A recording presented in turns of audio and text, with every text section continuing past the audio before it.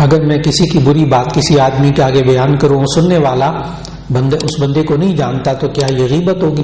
نہیں، اس کا طریقہ یہ ہوتا ہے کہ بری بات کسی کی غیر موجودگی میں بتائی جائے تو اسی کو غیبت کہتے ہیں، چاہے بندہ جانتا ہو یا نہ جانتا ہو۔ کسی کی برائی کرنا اس کی غیر موجودگی میں، یہی غیبت ہے۔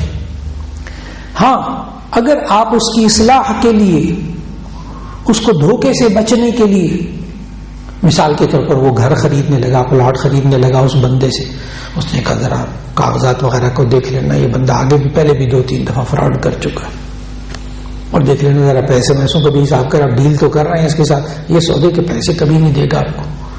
اب آپ نے دوسرے کی برائی کی لیکن اگلے کو بچانے کے لیے، نقصان سے بچانے کے لیے، یہ غیبت نہیں، یہ غیبت نہیں۔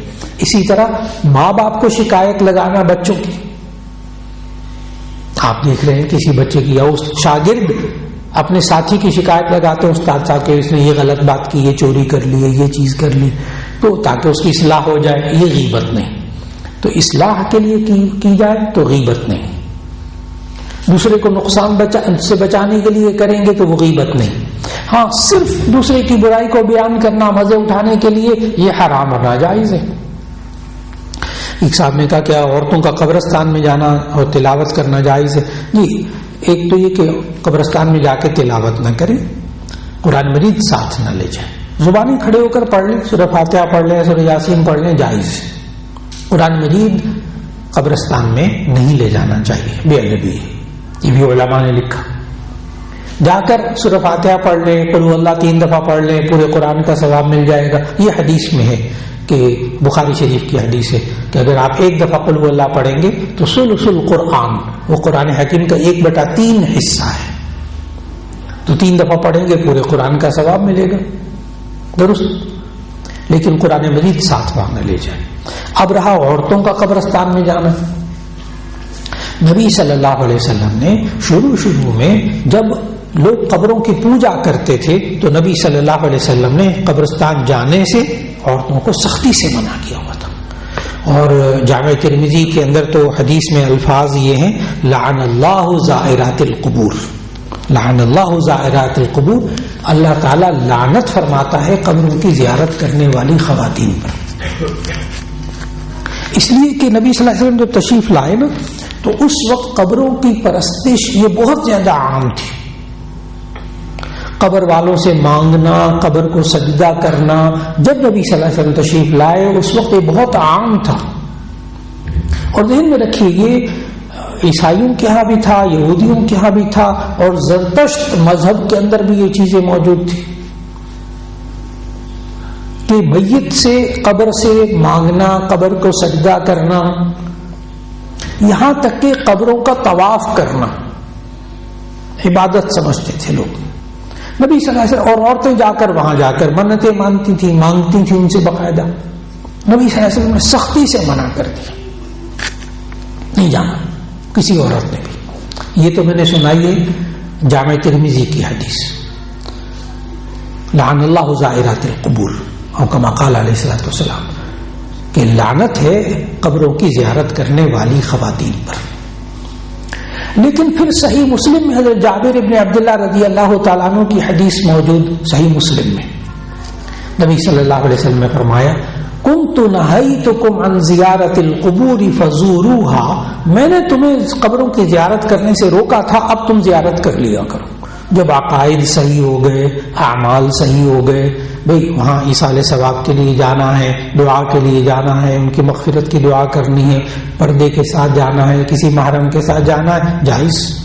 آج بھی اگر کسی کے والد کا انتقال ہو جائے، کسی بیٹی کا، ٹھیک، ماں کا انتقال ہو جائے، اب وہ بیٹی یوں کہتی ہے کہ بہنیں کہتی ہیں کہ ہم اپنے ابو کی قبر پہ جا کے دیکھیں، تسلی ہو جائے گی، اطمینان ہو جائے گا، ٹھیک ہے، پردے کے ساتھ لے جائیں، وہاں خلاف شرع بات نہ کریں، کوئی رونا دھونا نہ کریں، ٹھیک، شرعی امور کا خیال رکھیں، آج بھی جائز، آج بھی جائز ہے۔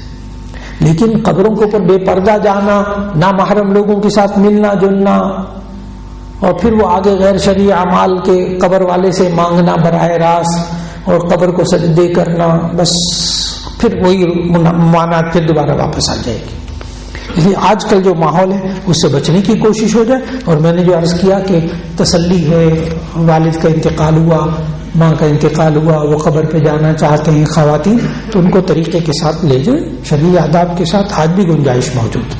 جی اگر کسی کے والد کا انتقال ہو تو وہ اس کو ایصال ثواب کا مالی طور پہ کر سکتے ہیں؟ جی سوال کیا ہے کہ آپ والد انتقال کر جائیں تو کیا مالی طور پر ایصال ثواب کر سکتے ہیں؟ تو اس کا جواب ہے کہ جی ہاں. کتاب الصدقات مشکات شریف، اس میں حدیث موجود ہے کہ ایک صحابی کی والدہ کا انتقال ہو گیا. انہوں نے کہا یا رسول اللہ صلی اللہ علیہ وسلم میں کیا کروں والدہ کے لیے؟ انہوں نے کہا فَلْيُصَلِّ لَهَا وَاسْتَغْفِرْ لَهَا، ان کے لیے دعا مانگو، ان کے لیے مغفرت مانگو.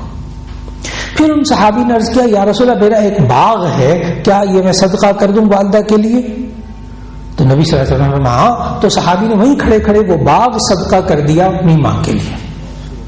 معلوم ہوا مالی عبادت کا بھی ثواب ملتا ہے، صدقے کا ثواب بھی میت کو ملتا ہے، لیکن اس کی شکلیں متعین نہ کریں اپنی طرف سے کوئی.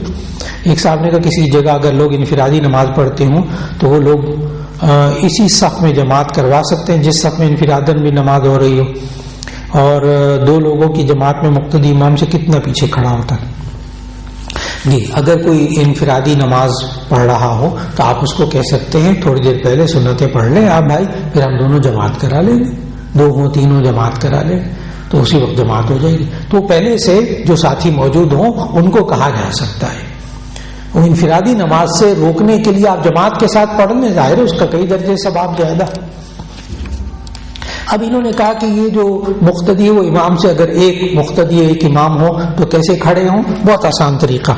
اس کا طریقہ یہ ہے کہ ایک تو امام کے بائیں طرف کھڑا ہو مقتدی، امام کے لیفٹ پہ مقتدی کھڑا ہو، اور دوسری بات کیا امام کے دائیں طرف مقتدی کھڑا ہو، امام کے دائیں طرف رائٹ پہ مقتدی کھڑا ہو، اور اس کا مقتدی کا جہاں پاؤں ختم ہوتا ہے اس سے آگے امام کی ایڑی شروع ہوتی ہو، یعنی اس کی ایڑی اور اس کا اگلا پنجہ، بس اتنا وقفہ کافی. اگر تھوڑا سا زیادہ ہو جائے تو کوئی حرج کی بات نہیں، جماعت کی نماز ہو جائے گی. تو یہ دائیں طرف کھڑا ہو، یعنی امام کھڑا ہو گیا اس کے دائیں طرف پیچھے مقتدی کھڑا ہو جائے. اجازت چاہوں گا جی. جزاک اللہ خیر. السلام علیکم ورحمۃ اللہ وبرکاتہ.